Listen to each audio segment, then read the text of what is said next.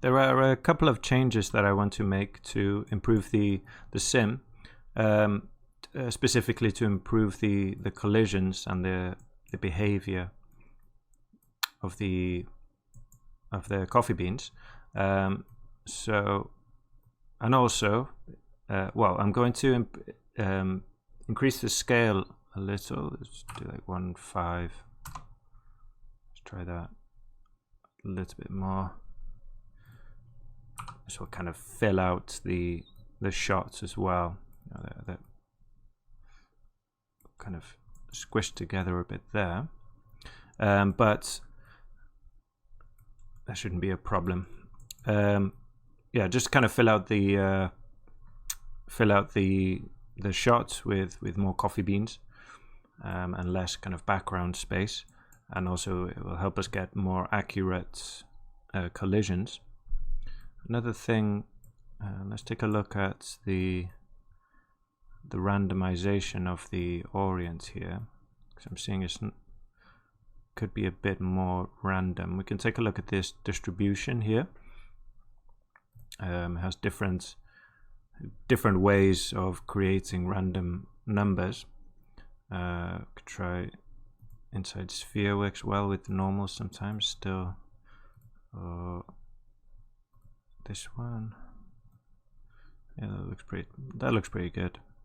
Just seems a bit just more random, you know. The more random, the better. Let's see. So that's good there. We got the two side by side. If we go back to the collision guide, just let that load up.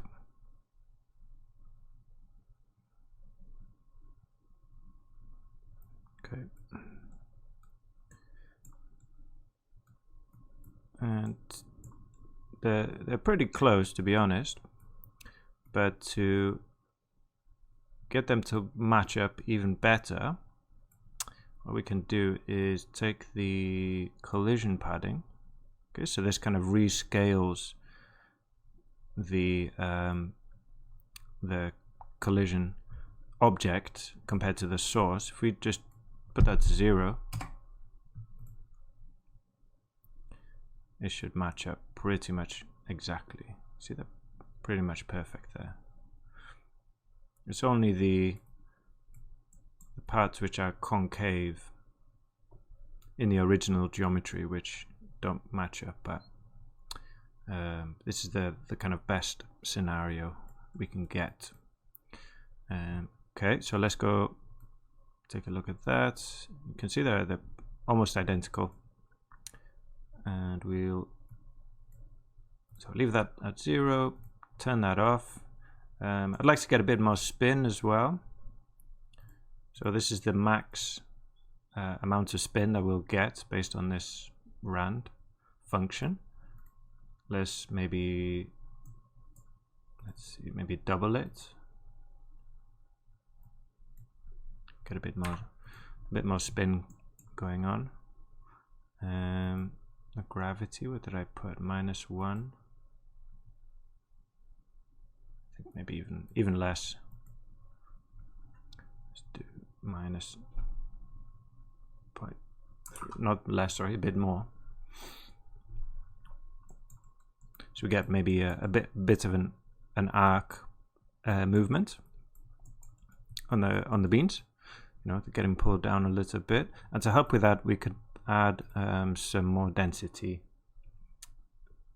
to the coffee beans, which will affect the physics of it. You know, 10,000 seems like a high number for such a small thing, but this is the density, not the weight. You know, it's not 10,000 kilos or something like that.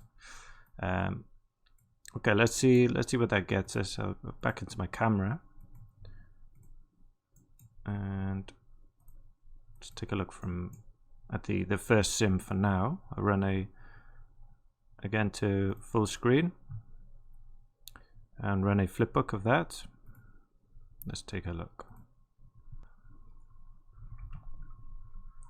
Right, flipbook is done. Let's take a look. Yeah, that's cool. So you can see a bit more spin there, more energy, more excitement. I can't see any intersections. You know, the collisions are accurate. If you find that your simulation, the collisions are becoming unstable, you know, if you get weird popping or explode, you know, things kind of exploding out of place, and be careful with the collision padding. In this case we're fine, but you know, it's not always good to put it to 0, but be careful with that. In this case it helps a lot. Cool. So since we've changed the sim, let's take a look at the time shift, because it's kind of changed now. So we'll go, I'm going to move out a bit here just so I can see everything and see what's going on.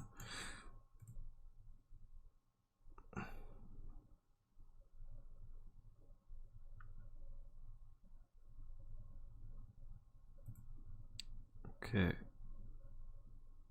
I think what I'll do is just move the keyframe, the middle one there. So if we go back to the time shift, back into the animation editor, I think I'll move this, maybe move it up a little. So if you click, see this line going up, these lines up and above and below the dots, that will allow us to move it through time. Okay, so if I click and drag on the line, top or bottom one, doesn't matter. Let's go to like 40. Where am I? If you notice the number at the bottom is changing, I'll try 43. And then if I click on the dot in the center, I can change the value. So I can either do that, or because I know I want it to be the same, I can come down here to value and just type it in. Easy. There we go. Okay. Now I'm going to go back to my scene view. Let's take this transform. This, as we've changed the sim, this will have to be. This won't work. You know, the collisions will be different. So I'll get rid of that. Okay, back to the camera. Back to frame 1. Full screen. Another flipbook.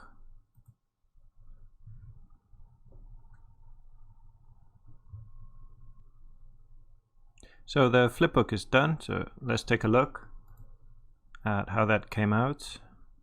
It's cool. Oh. So obviously we got an error at the end there. It should be easy to fix.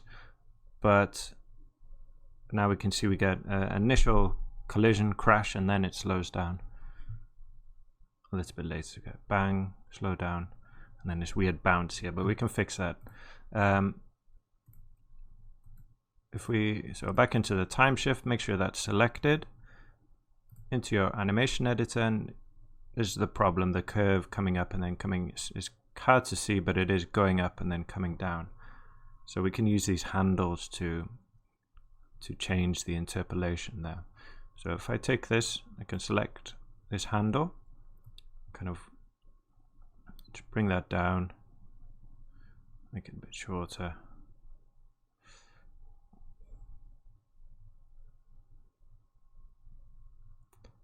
Maybe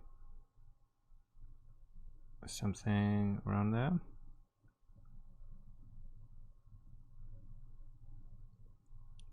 Something like that. And the same with this one, just going to drag it out.